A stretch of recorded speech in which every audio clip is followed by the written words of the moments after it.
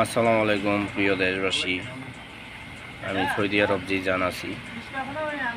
আমি 25 তারিখে আমার 1 মাস হবে সৌদি আরব আসা। আমি 27 তারিখে একটা কাজে গেছি, আমি মোটরসাইকেলে কাজ পারি। কাজে যাওয়ার পরে আমাকে আপনার কাজ দিছে, কাজ করছি 8 দিন। 8 দিনের মধ্যে আমার যা যা হয়েছে তা বলছি আপনাদের। যারা সৌদি আরব আসবেন তারা বুঝা শুনে আইসেন। যারা কাজ করেন তারা তো আলহামদুলিল্লাহ, তারপর অনেক ঝামেলা।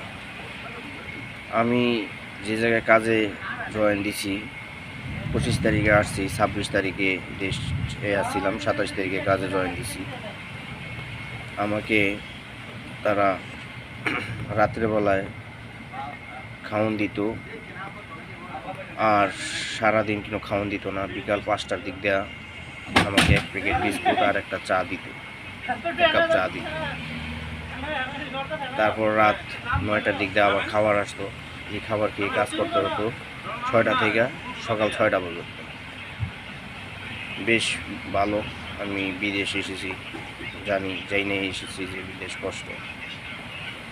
কিন্তু আমার 8 দিন হওয়ার পরে আমাকে একদিন বলে যে তোমার আর কাজ করানো লাগবো না, তোমার ব্যাগ ট্যাগ যা আছে সব নিয়ে চলে যাও।